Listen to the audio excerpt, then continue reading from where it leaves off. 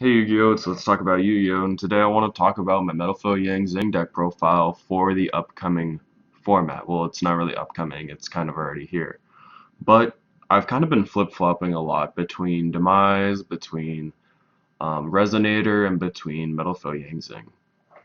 And just kind of trying to find a good balance in between the three and trying to find out what are good cards to play, what are not good cards to play. And I've kind of decided to play Metalfoe Yang Zing for the upcoming format.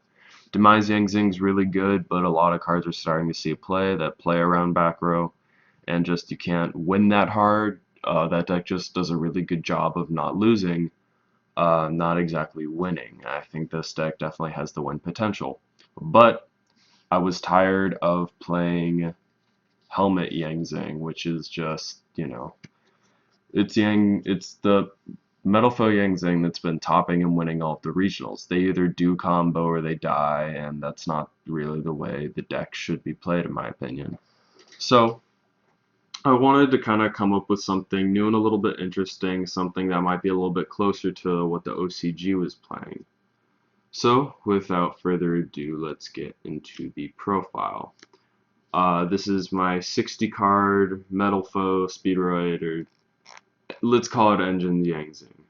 So starting off with the Yang Zing engine, we have 3 Jiao 3 Chiwen, 3 Beyond, 3 Swanee. I know some people were either running 2 Bien or 2 Swanee, but I think they're both really crucial for Dangalong plays, and they're also poppable Yang Zings, so you need to play them. 1 Bixie, I opted out to cut Bixie and Pulao instead of cutting some of the other main deck Yang Zings in order to make room, just because I feel like Bixie's a lot less relevant than some of the other Yang Zings are. The only thing you can really do with Bixie is make something trap immune, and you could make a Herald of Arclight with Jiao, I guess.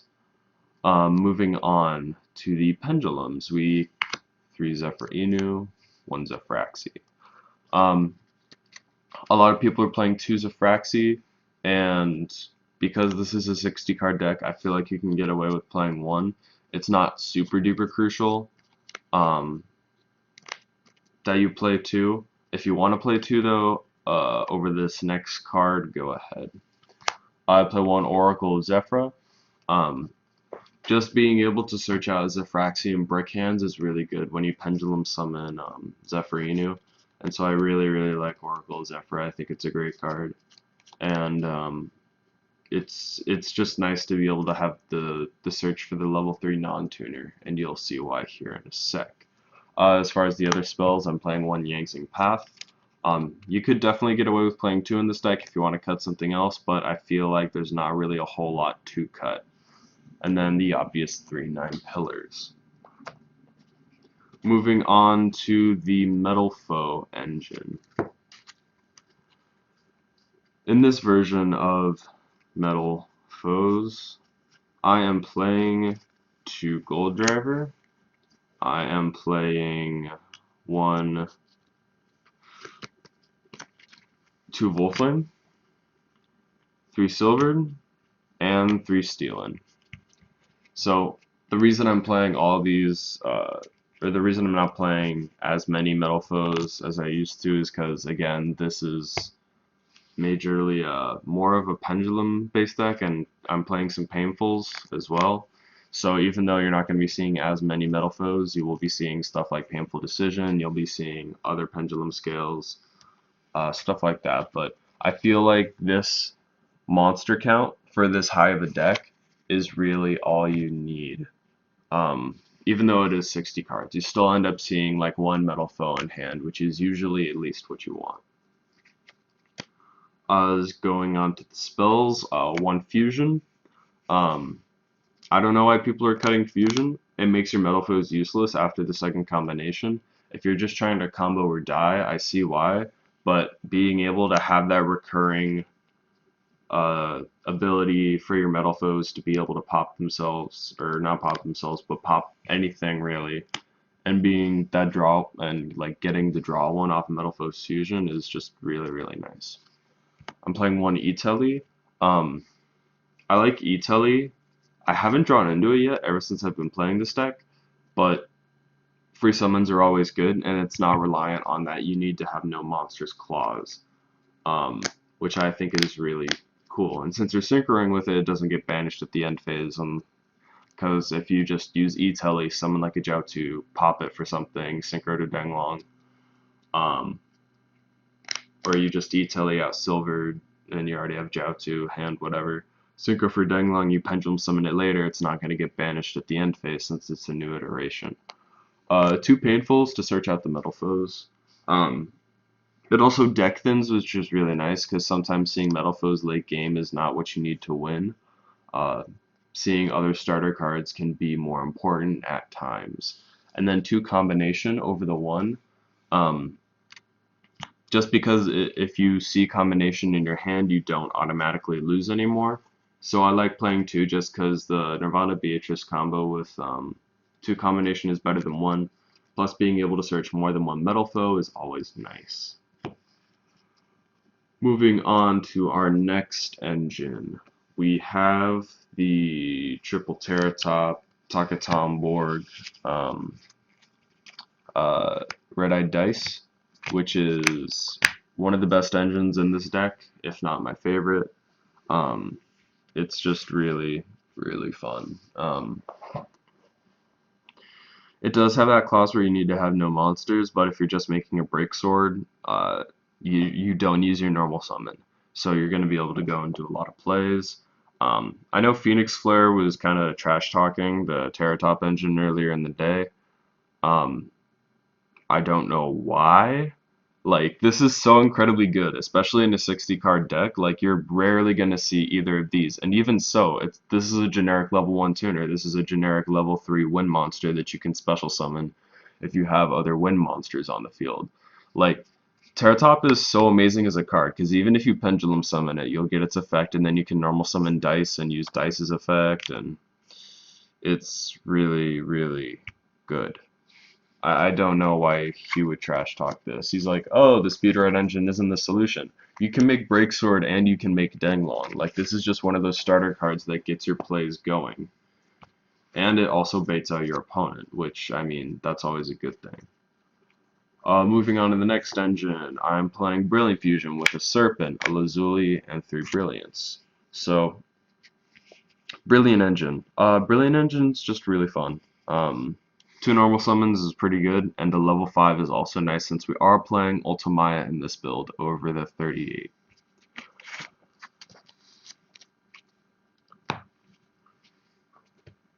And then I'm playing Galaxy Serpent just so that you can get to Yazi faster. So it's kind of nice because Brilliant Fusion kind of counts as a Yang Zing if you want it to.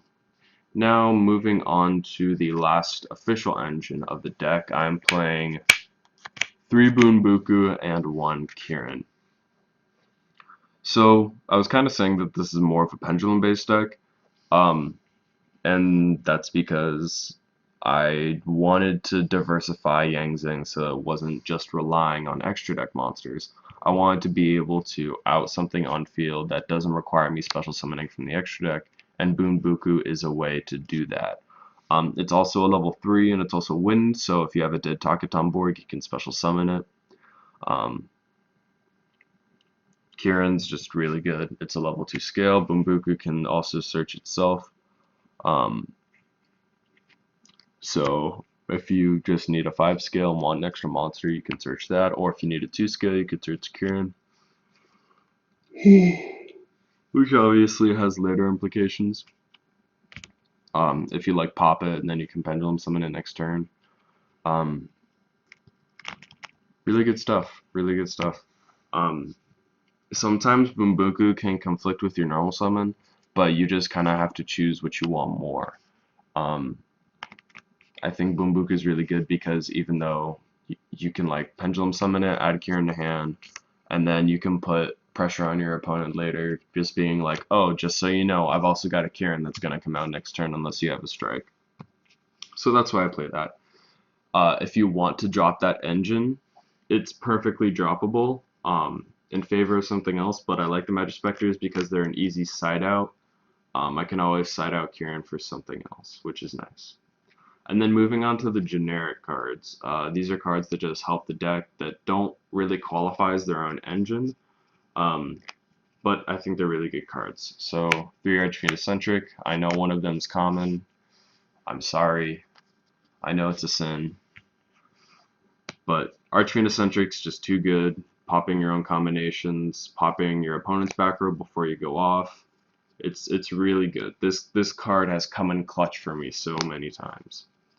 3 Gofu, which is why we're playing all the level 3s. This plus any Yangzing in a metal foe turns into scales with Abaxia and a poppable Yangzing on board. You just pop to summon the BN, synchro for Baxia, pop a combination. Get your other scale. And then you can pop BN for whatever else you need when you pendulum summon.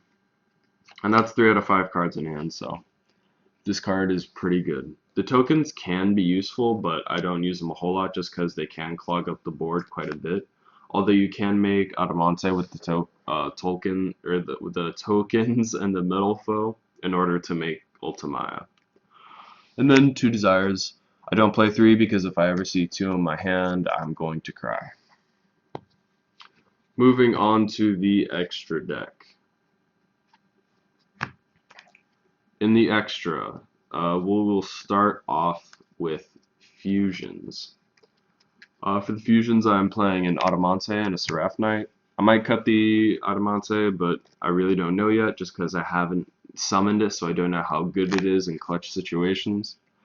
But it's there, so might as well. Plus, you're never really opening all metal foes with a 60-card deck, so that's just how it goes.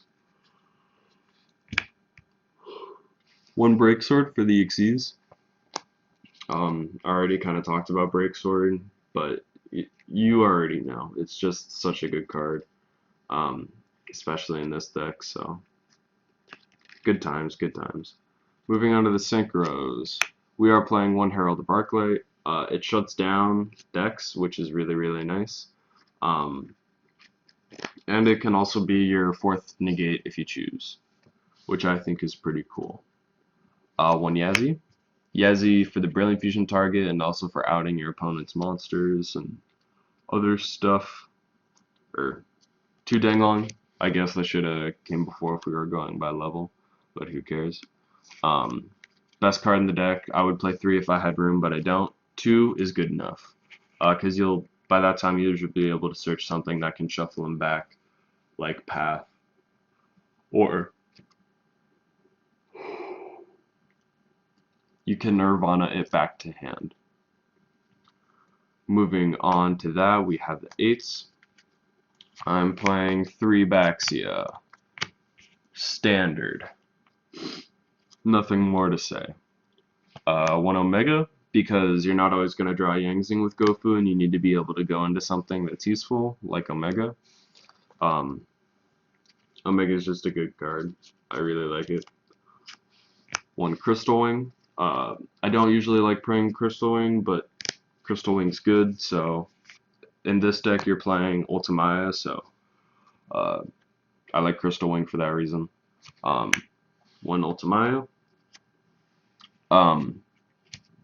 Yes, Zephyraxi will get shuffled into the deck when you do this combo, but there's a reason I like playing Tolkien over the 38. I was the biggest fan of 38 for so long, but after the last card I'm about to show you guys, which I'm kind of holding off on, you'll kind of see why I like playing Tolkien more than I would ever like playing 38. Nirvana High Paladin. Some people are like, why are you main decking this and not Chaofeng? Well, Chaofeng's not super relevant every single game.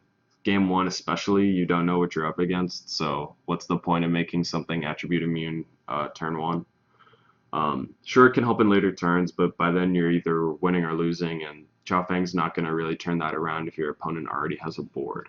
Nirvana is really nice because sometimes in clutch situations you need to add something key back to hand, like a Yangzing Path, or you'll need to add a 9 branches or something you sent to the graveyard that you shouldn't have. Maybe send back add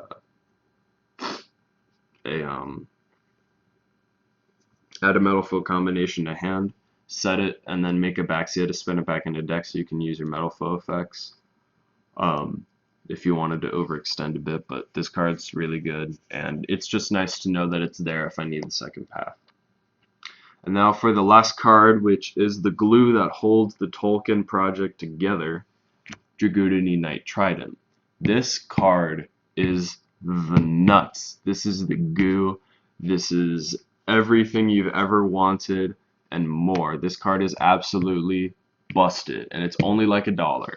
This card is just the most insane thing I've ever played. Let's give it a read. Once per turn, you can send up to 3 cards you control to the graveyard to look at your opponent's extra deck and send an equal number of cards there to the graveyard. So you basically get to cherries 3 of their monsters. You can cherry, obviously this isn't as good against Totally Awesome, because if you send Toad, it's just going to add itself back.